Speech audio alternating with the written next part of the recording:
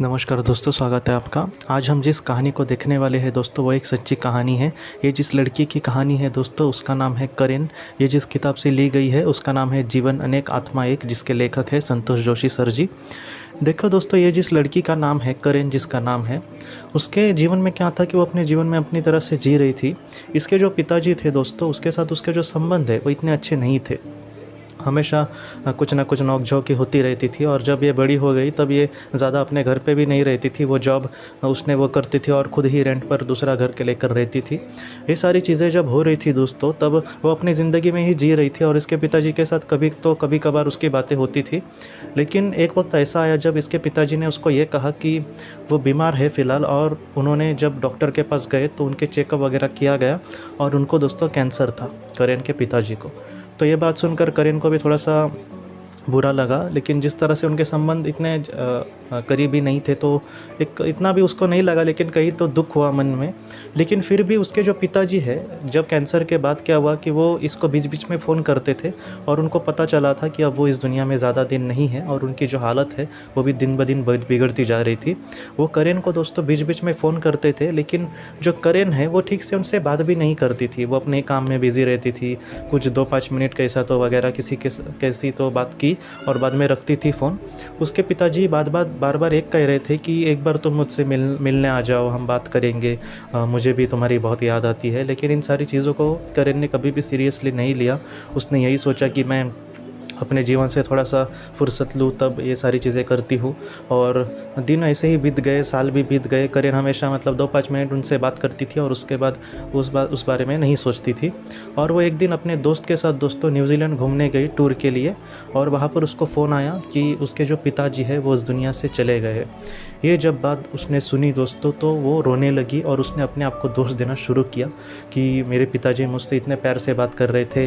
हाँ, पहले हमसे में इतना अच्छे संबंध नहीं थे, लेकिन जब उनको पता चला कि उनको कैंसर है और वो इस दुनिया में अब ज़्यादा दिन नहीं है, ऐसे वक्त में उससे बहुत ही अच्छे से बात करते थे। और उनको भी शायद कुछ गलत फ़ील होता होगा ऐसे वक्त में कि अपने बेटे को मैंने कभी भी ठीक से प्यार नहीं किया।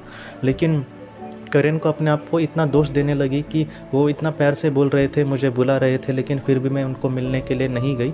तो इन सारी चीज़ों से दोस्तों करेन को इतना बुरा लगा, इन सारी चीज़ों से, और वो बहुत ही ज़्यादा डिप्रेशन में भी चली गई। और वो ठीक से वहाँ पर बैठी ही रहती और उसी सोच में रहती थी। लेकिन उसके साथ दोस्तों कुछ ऐसे वाक़या होते, क्या होता उसके साथ कि जब वो इन सारी दुःख का वगैरह सोचने लगती, तब उसको क्या पता, उसको भी नहीं पता इन सारी चीज़ों का, उसके पिताजी के साथ जो उसने अच्छे पल बिताए थे बहुत ही बचपन में, तकरीबन वो 2-3 सालों की वगैरह होगी। मतलब इसको भी आज जब बहुत ही छोटी थी तब उसके जो पिताजी थे उनके साथ बहुत ही अच्छे इसके संबंध थे। और एक छोटे बच्चे को बहुत ही अच्छे कभी कभी पिताजी प्यार देते हैं, तो वो जो प्यार उन्होंने दिया वो बार बार उसको याद आ रहा था दोस्तों। उसको भी नहीं पता कि यही चीज़ें क्यों याद आ रही है, क्योंकि इसके तो बहुत ही बुरे याद आ रही थी कि मैंने उनके लिए कुछ नहीं किया, या फिर मैं उनको आखिर में मिलने भी नहीं गई, लेकिन अभी मैं उनको मिलने भी नहीं जा सकती क्योंकि वो इस दुनिया में नहीं है। लेकिन फिर भी दोस्तों वो जब इस सारी चीज़ों के बारे में सोचती, उसके आंखों के सामने वही पल आते जो उसने बहुत ही अच्छे से खुशी के साथ अपने पिताजी के साथ बिताए थे।